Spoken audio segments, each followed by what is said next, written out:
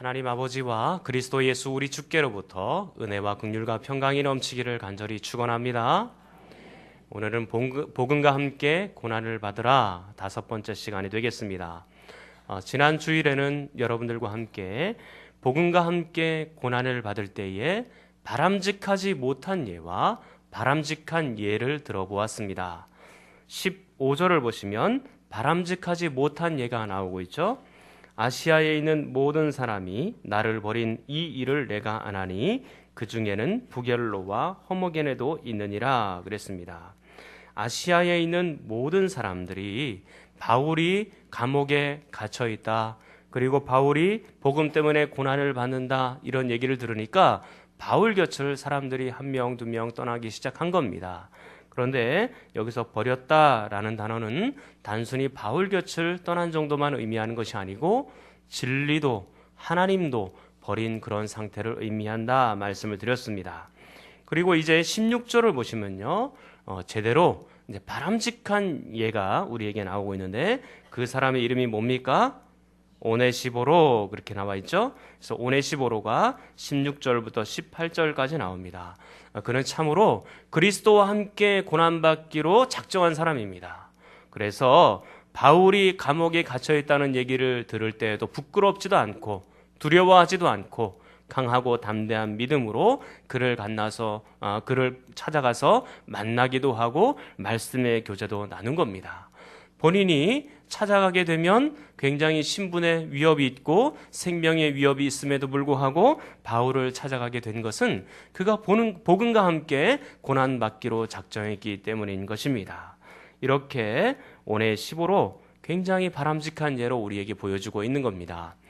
사랑하는 성도 여러분, 제가 목회 목표 중에 하나가 무엇인가? 그것은 우리가 복음으로 고난을 받을 때에도 흔들리지 않는 성도, 그것이 목표 중에 하나인 겁니다. 사랑하는 여러분, 복음으로 인하여 고난이 올 때에도 이런 오네시보로처럼 바람직한 예에 속하는 여러분들이 되기를 간절히 축원합니다. 어떠한 고난과 어떤 환경이 있다 할지라도 진리 곁을 떠나지도 마시고 하나님 곁을 떠나지도 마시고 교회 곁을 떠나지도 마시고 언제나 주님 곁에 머물러 있는 그런 분들이 되기를 간절히 축복합니다. 자, 그렇게 하고 나서 1장에서 가장 핵심적인 주제가 무엇이냐, 그렇게 요약을 하자면 복음과 함께 고난을 받으라 인데요, 이것이 1장을 넘어서서 2장 13절까지 계속되고 있는 주제의 내용입니다. 오늘 다 볼 수 없기 때문에 1절, 2절만 여러분들과 함께 보겠습니다.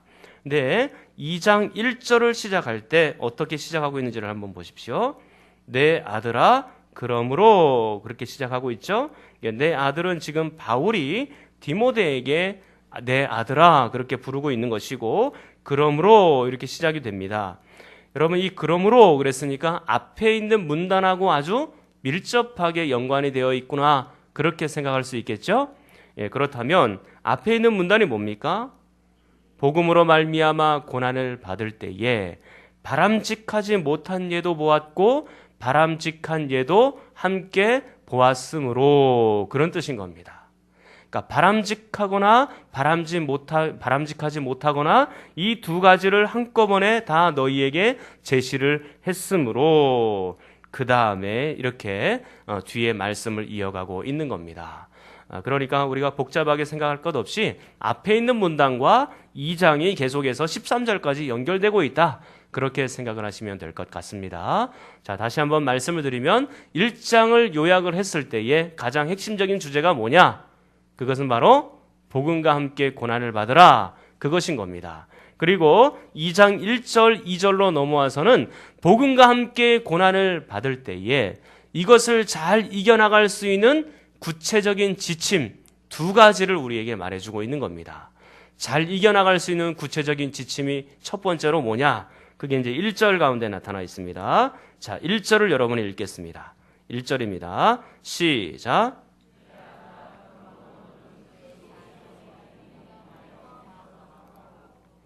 강하고 그렇게 되어 있지만 이게 명령법입니다. 그래서 강하라, 그런 의미거든요. 자, 근데 강하라라는 원래 의미는 뭐냐면 권능, 능력, 할 수 있다, 이런 뜻입니다. 할 수 있는데 뭘 할 수 있다는 얘기입니까? 고난을 이겨낼 수 있다. 너에게는 이미 고난을 이겨낼 수 있는 힘이 있다. 그런 의미가 되는 것입니다. 이게 어떤 분들은요, 이렇게 생각하는 분들이 계세요. 지금 이 말씀이 디모데 스스로 고난을 이겨낼 수 있는 것으로 생각하기 쉽지만 디모데 스스로는 이 고난을 이겨낼 수가 없습니다. 그래서 이게 우리가 보통 생각할 때 이 사람들이 긍정적인 마인드를 가져야 된다. 그리고 긍정적인 마인드를 사람들이 가지고 있으면 사람 스스로 모든 일들을 다 해낼 수 있다. 그렇게 생각하는 풍조들이 있습니다.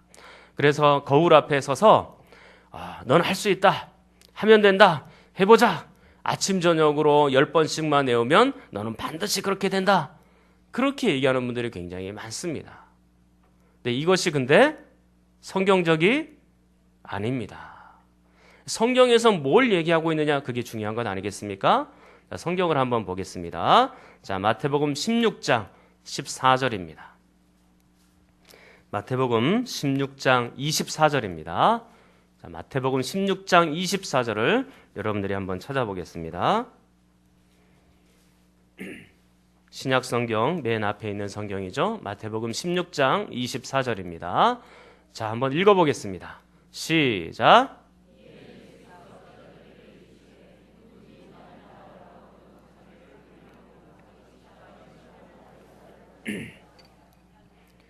예수님께서 직접 뭐라고 말씀합니까? 아무든지 나를 따라오려거든, 이렇게 말씀하시죠. 누구든지 나를 따라오려거든, 이건 예수님의 제자가 되려거든, 그런 얘기거든요. 근데 예수님의 제자가 되는 첫 번째 조건이 뭐라고 얘기합니까? 자기를 부인하고 옵니다. 이 자기를 부인한다는 말은 어떤 의미냐면 넌 할 수 없다. 넌 아무것도 아니다. 그 얘기인 겁니다. 그러므로 우리는 거울 앞에 서면 뭐라고 얘기해야 되냐면 넌 할 수 없어. 넌 아무것도 아니야. 우리는 오히려 반대로 그렇게 고백을 해야 되는 거예요. 성경에서 인간에 대해서 어떻게 표현하는 줄 아십니까? 죄인이라고 얘기합니다. 죄인은 어떤 존재냐면 절망적인 존재예요. 아무것도 할 수 없는 존재입니다. 소망이 없는 존재입니다. 우리 스스로의 힘과 능력으로는 아무것도 할 수 없다.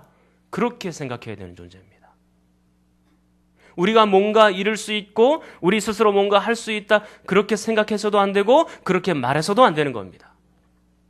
그렇다면 오늘 우리에게 이렇게 절망뿐이라면 성경에 오늘 1절에 보니까 강하고 강하라 그렇게 말씀했고 할 수 있다 그렇게 말씀했는데 이 말씀은 무엇입니까? 또 이렇게 질문할 수 있겠죠? 그러므로 1절 전체를 읽어보는 게 또 필요합니다. 여러분 1절을 여러분이 한번 같이 읽겠습니다. 시작.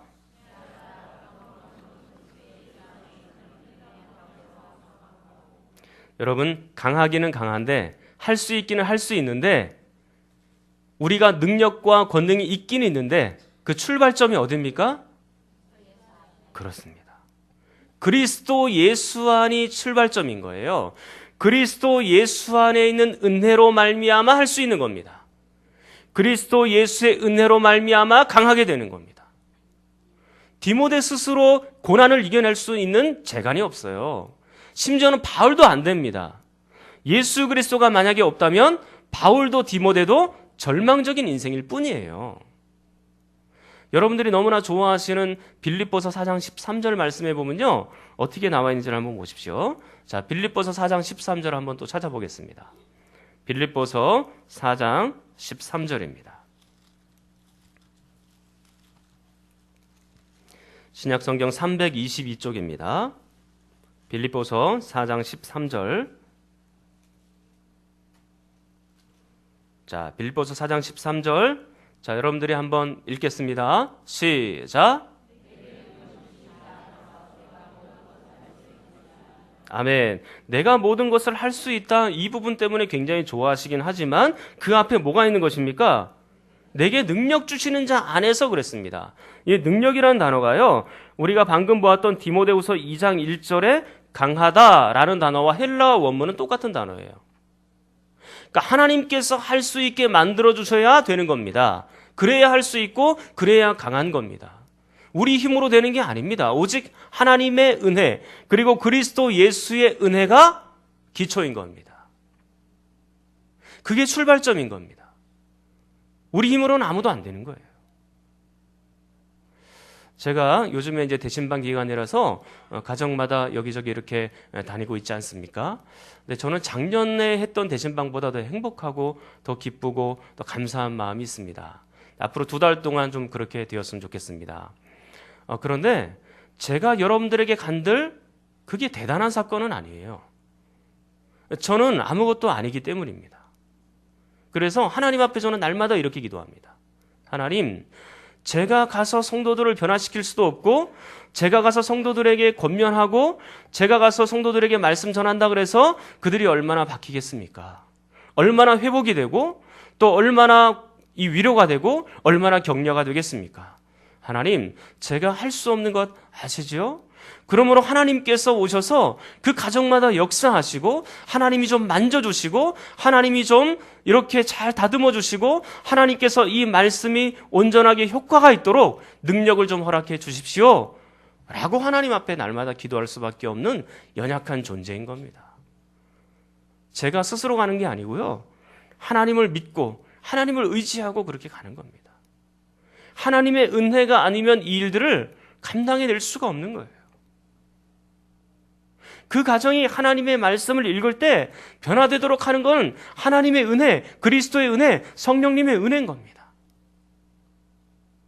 오늘 이 2장 1절 말씀에 은혜라는 단어가 있지 않습니까? 근데 이 말씀은 1장 2절을 할 때 우리가 다 배운 단어입니다.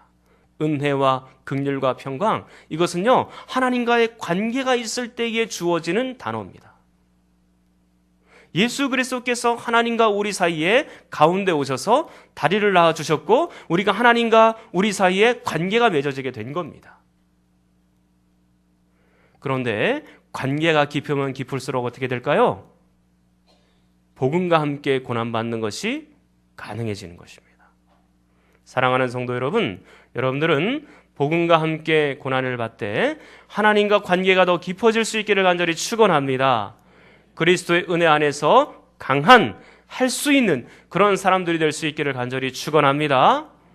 복음으로 고난을 받을 때 하나님의 은혜 안에서 강하게 되면 이런 것들이 얼마든지 가능한 겁니다. 자, 그리고 두 번째입니다. 자, 2절을 한번 보겠습니다. 두 번째 2절. 자, 2절 여러분이 또 읽겠습니다. 시작.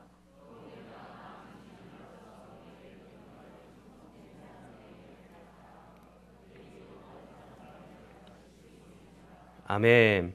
또라는 말이 있죠. 이 또 어떤 단어입니까? 고난을 받을 때 이길 수 있도록 구체적인 지침을 또 주겠다, 그 얘기입니다. 그리고 내가 많은 증인 앞에서 그랬는데 이것은 많은 성도들 앞에서 그런 의미와 동일하죠. 많은 성도들 앞에서 내게 들은 바를 그랬습니다. 바울이 디모데에게 뭘 들려주었을까요? 예수 그리스도의 복음을 들려준 겁니다. 그 들려준 복음을 충성된 다른 성도들에게 부탁하고 가르쳐라. 그러면 그 성도들이 또 다른 성도들을 가르치고 이야기하고 또 그 사람들이 바로 세워질 수 있을 것이다 라고 얘기하는 겁니다. 이것을 한 문장으로 짧게 그냥 요약을 한다면 신앙의 인재들을 많이 길러내라, 그 얘기입니다. 우리 교회가 신앙의 인재가 더 많아지기를 축원합니다.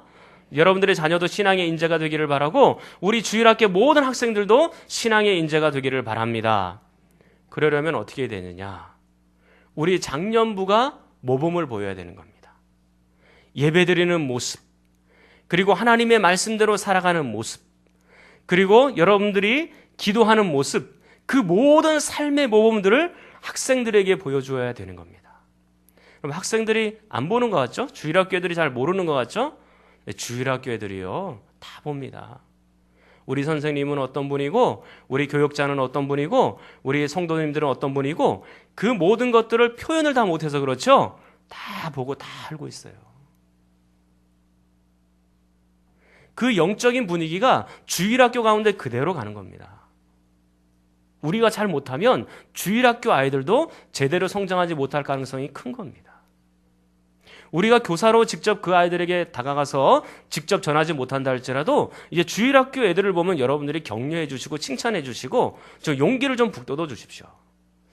어떤 분들은 이렇게 얘기하는 분들도 계세요. 요즘 애들은 싸가지가 없어. 애들이 인사를 안 해. 왜 이렇게 예의 범절이 없는지 모르겠네. 그렇게 얘기하는 분들이 계신데요.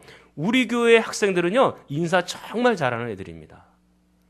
제가 여러 교회를 다 가봤잖아요. 근데 우리 교회 중고등부 학생들처럼 주일학교 학생들처럼 인사 잘하는 애들 정말 드뭅니다. 제일 잘합니다. 이게 실없는 소리가 아니고요. 진짜 잘해요. 근데 만약에 주일학교 애들이 인사 안 하더라도 여러분들이 먼저 가서 인사하시면 되잖아요. 그죠? 저도 이렇게 차 타고 가다가 여러분들이 저를 못 봤더라도 제가 여러분들을 보면 차문 쫙 내리고 안녕하세요. 인사하잖아요. 혹시 그런 분들 몇몇 이렇게 만났었죠? 제가 먼저 인사하면 됩니다. 여러분들이 먼저 인사하면 되잖아요. 목사기 때문에 내가 인사 받아야 되고 딱 이렇게 그렇게 하지 않아도 돼요. 주일학교 애들 만나면 저는 최대한 온화하고 부드럽고 인자한 미소를 잔뜩 지으면서 안녕. 이게 연기를 하려니까 이게 안 됩니다. 이게 자연스럽게 나와야 되는 건데요. 주일학교 애들 보면 정말 이쁘잖아요. 그 졸린 눈 비비고 앉아가지고 예배드리러 나오는 모습 봐도 예쁘고, 금요기도 때 이런 때 보면 주일학교 애들 중고등부 애들이 나와서 이렇게 앉아 있거든요. 너무 예뻐요. 너무 감사해요. 기도하고 은혜 받으려고 앉아 있는 모습 보면 너무너무 예쁘잖아요. 그러니까 혼내려고 준비하지 마시고 여러분들이 어떻게 하려고요? 격려하려고, 칭찬하려고, 만나면 반갑다 먼저 인사해 주면 되잖아요. 뭐 그렇게 어렵습니까? 그러면 신앙의 인재들이 조금씩 용기를 얻고 칭찬을 받아서 그렇게 자라나게 되는 거예요. 그런데 우리가 이 말씀을 2절 말씀 한 절만 딱 보았을 때는 신앙의 인재들을 많이 길러내라, 그렇게 요약해서 말씀드릴 수 있습니다. 우리가 성경을 볼 때는 이게 문맥을 따라서 좀 봐야 되거든요. 앞에 문장이 어떻고 뒤에 문장이 어떻고 주제가 어떻고 지금 오늘 본문의 2절의 위치가 어떻고 그런 것들을 다 고민하면서 생각하면서 성경을 보아야 되는 것인데요. 앞뒤 지금 문맥에 따라서 흐름의 주제가 뭡니까? 복음과 함께 고난을 받으라. 13절까지 계속해서 이어지고 있다 그렇게 말씀을 드렸잖아요. 그러면 이 2절 말씀은 어떤 말씀이 될까요? 우리는 이렇게 질문할 수 있을 것 같아요. 신앙의 인재들을 많이 길러서 그리고 동력자들이 주변에 많게 하여서 우리가 해야 되는 일이 뭘까요? 함께, 그 동력자들과 함께 복음으로 고난을 받는 일입니다. 정리를 한번 해볼게요. 1차적으로 우리가 고난을 받을 때 잘 이겨낼 수 있는 또 하나의 지침이 뭐냐면 신앙의 동력자들을 많이 만들어서 그들과 함께 고난을 받으면 그 고난도 넉넉하게 이길 수 있습니다. 그 얘기인 겁니다. 자, 오늘 3절 말씀 한번 볼게요. 바로 뒤에 있는 말씀이니까 앞뒤 문맥이 연결이 됩니다. 자, 3절을 한번 볼게요. 3절 시작. 아멘. 여러분 뒷부분에 보니까 뭐라고 되어 있습니까?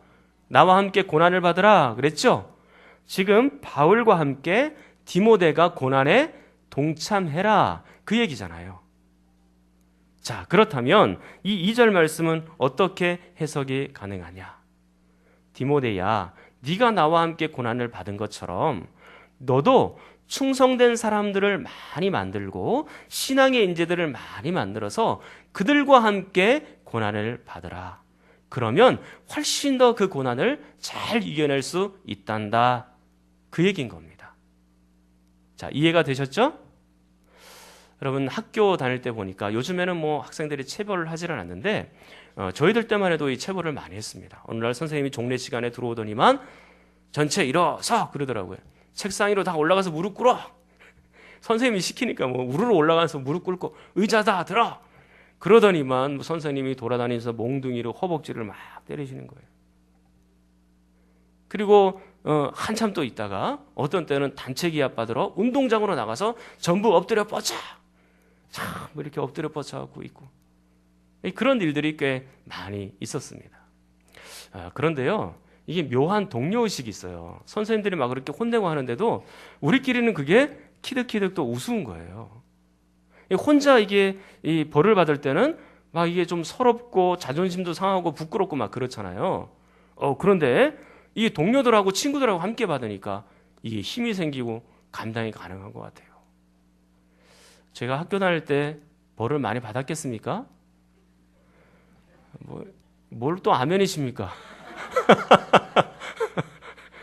제가 좀 혼나게 좀 생겼나요? 여러분들 상상에 맡길게요. 근데 친구들하고 함께 있으면 그게 두렵지가 않더라고요. 얼마든지 해낼 수 있겠더라고요. 근데 지금 여러분들 앞뒤 좌우에 옆에 앉아있는 분들이 바로 그런 분들입니다.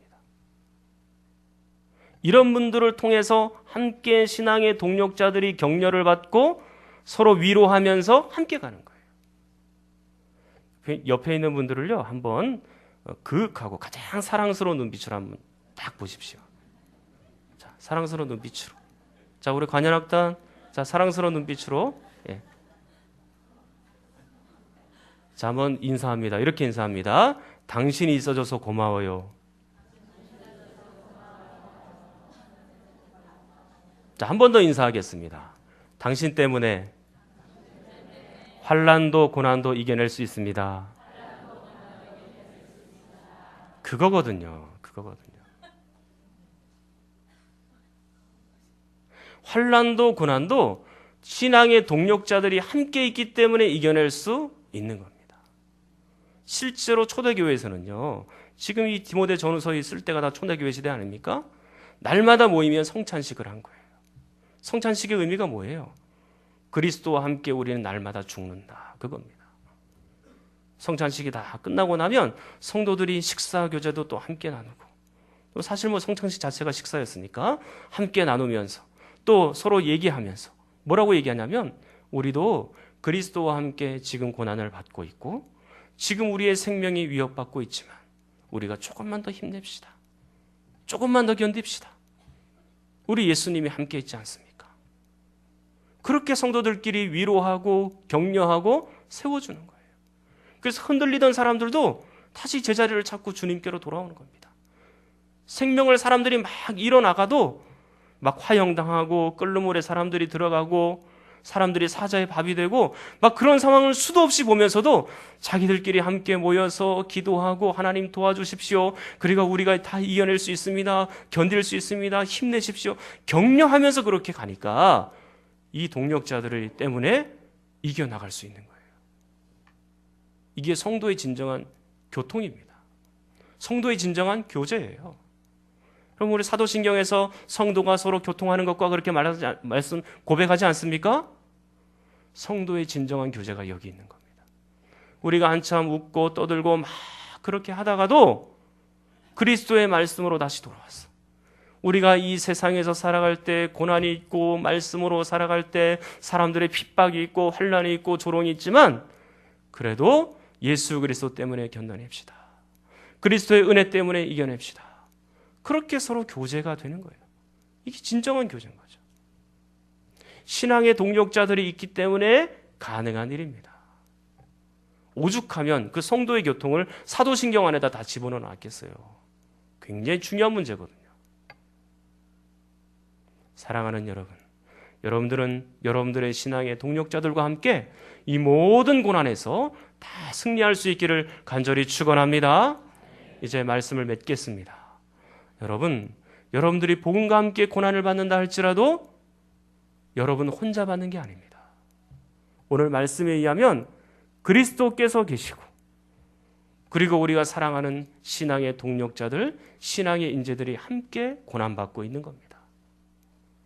예수 그리스도 한 분만 계셔도 이 고난을 넉넉히 이길 수 있을 터인데 더군다나 우리에게 아름다운 신앙의 동력자들이 있으니까 이건 충분한 건 아니겠어요? 사랑하는 성도 여러분, 여러분들이 고난이 다가올 때에 하나님의 은혜, 그 예수 그리스도의 은혜로 잘 이길 수 있기를 간절히 축원합니다. 강하게 되기를 축원합니다. 여러분들은 이미 신앙의 동력자들도 있기 때문에 넉넉하게 이 모든 일들을 다 이길 수 있을 줄 믿습니다. 우리 시간에 통성으로 함께 기도하겠습니다. 하나님 말씀대로 산다는 것은 어려운 일일 수도 있지만 예수 그리스도의 은혜로 강해지도록 도와주시옵소서. 나 혼자는 절망적이고 내 힘으로는 안 됩니다. 오직 하나님의 은혜가 필요합니다. 순간순간 이길 힘을 공급하여 주시옵소서. 또한 우리 사랑하는 동역자들과 힘차게 돌파할 수 있도록 도와주시옵소서. 더 많은 믿음의 동역자, 또 신앙의 인재들을 우리 교회에 허락하여 주시옵소서. 우리 하나님 앞에 주여 한번 부르짖고 기도합니다.